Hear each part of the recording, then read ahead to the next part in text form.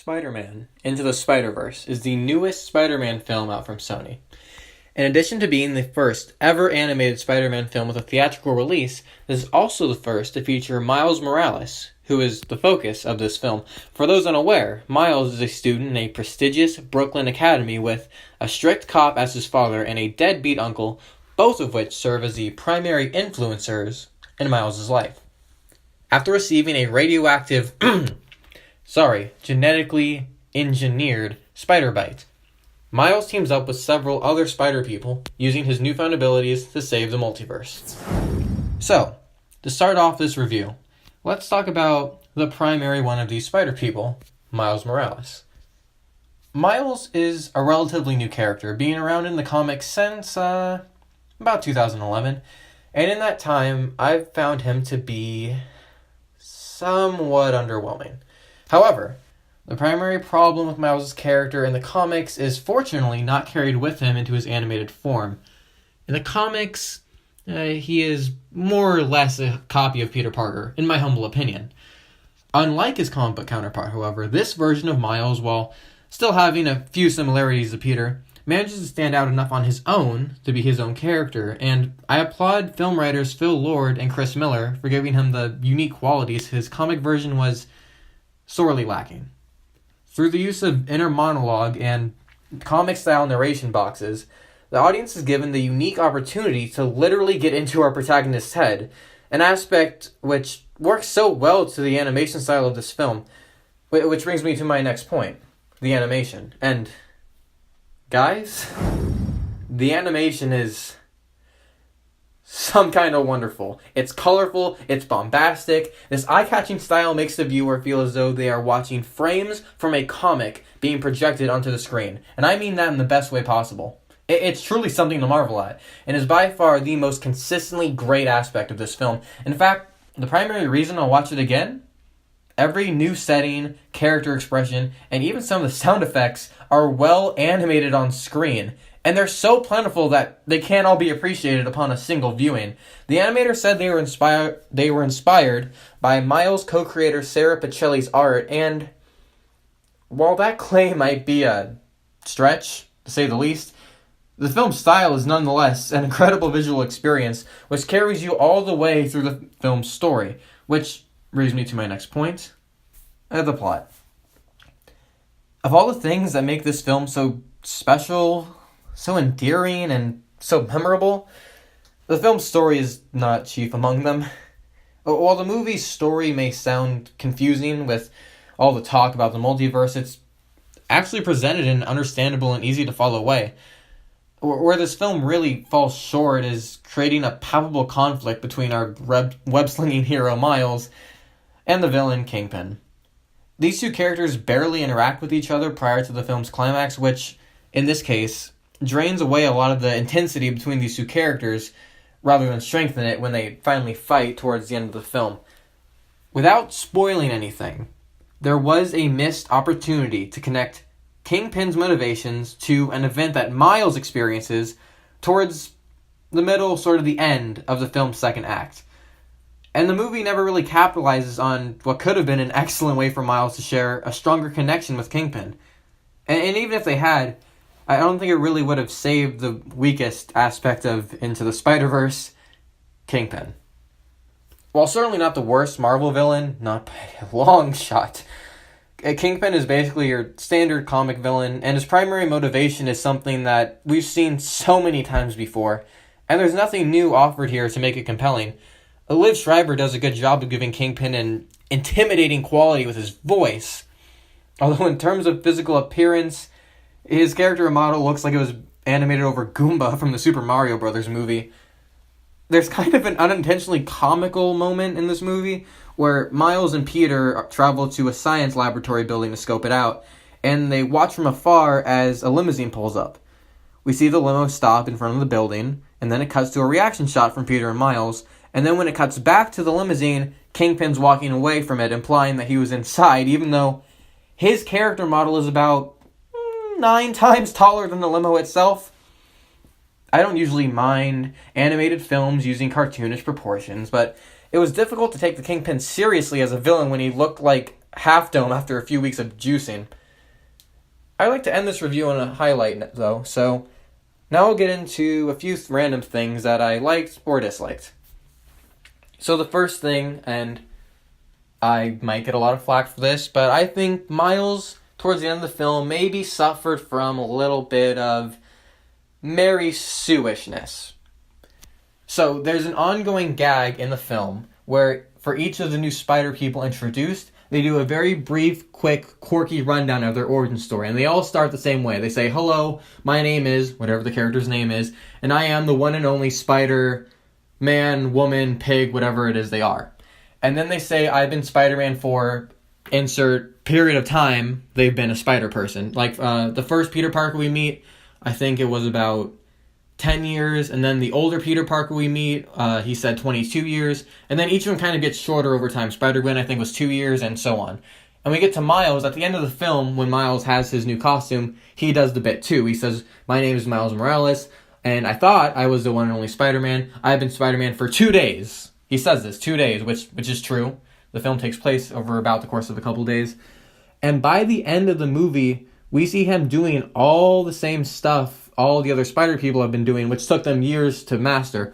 Now, the older Peter Parker in this movie does train Miles a little bit with the basic web swinging. He shows him how to web swing, he shows him how to fire a web shooter, but he doesn't really get a lot of time to show Miles how to fight.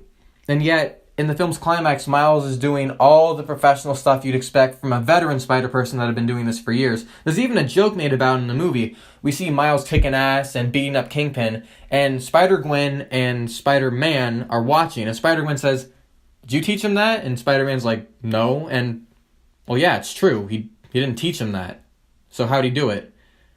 I understand getting a genetically altered spider bitten, or getting their venom into your bloodstream is going to give you some enhanced abilities, but it's not going to teach you all the stuff you need to know Mr. Miyagi style, you know? So that part felt a little quick, a little rushed. I'll say that. To summarize, Miles' training felt a little rushed. So that's where I'm going to leave that. But another great part of this movie, honestly, my personal favorite character probably, was Nick Cage as Spider-Man Noir. This dude was perfect. He didn't get a lot of screen time in the movie, but every single line he said was like laugh out loud funny. He was hilarious, and Nick Cage, you can tell, put a lot of character work into this character. He even said in some interviews that he based this character off of a lot of 1930s noir-esque characters, which is where this character is from, thus the Spider-Man Noir title. He just has so many great gags and jokes, and all of his lines really just hit home. He's a highlight of the movie. I wish we saw more of him. And then another highlight I'd like to speak on for a bit is the older Peter Parker, played by Jake Johnson, I think. I can't remember his name right now. I'll put it somewhere. And this guy was good too. I'm a little biased with liking this character because it's very obvious from the film standpoint that this character was intended to be an older version of the Tobey Maguire Spider-Man from the Sam Raimi films.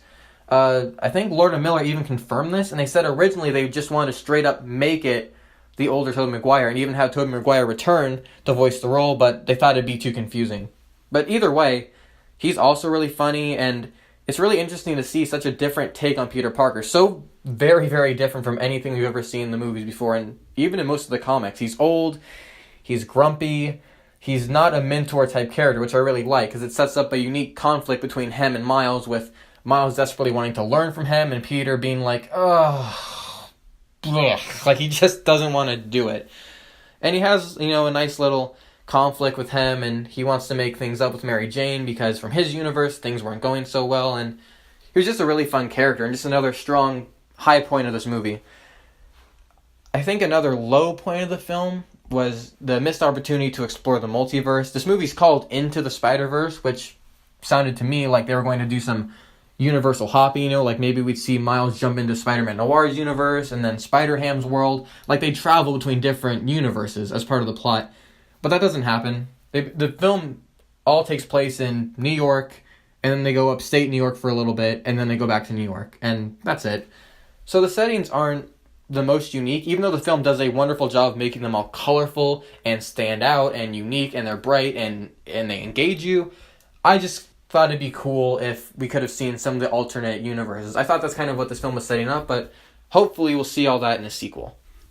And then finally, the last little thing was I really want to touch on the relationship between Miles Morales and his father and how that contrasts with Miles and his uncle. So at the beginning of this movie, Miles and his dad do not have the best relationship. Things aren't very well between them. It's kind of tense. Miles gets along a lot better with his uncle. And we see this sort of conflict in Miles' dad where he wants to relate more to his son, but his better nature is to be strict and sort of not... He just doesn't vibe with Miles the same way his uncle does, you know? And it was really cool to see this dichotomy between these three characters. We don't see the dad and the uncle directly interact, but through exposition we get to understand the relationship, and it was pretty heartbreaking. Without spoiling anything, just seeing how these two characters, Miles and the uncle, knew each other and understood each other in the movie was sad, and I'm sure it's going to pull at a lot of people's heartstrings, because it's a very relatable, common conflict where two people who should be close to each other just kind of drift apart over time. It was just really well done. I just wanted to give a moment to praise all three of those characters and their interactions together, and the voice performers as well. Just good work all around. So overall, Into the Spider-Verse is an achievement in the world of animation, with vibrant, expressive characters running and web swinging around on equally vibrant worlds, or just a world, like I said. It's one world, it's New York, it's fun.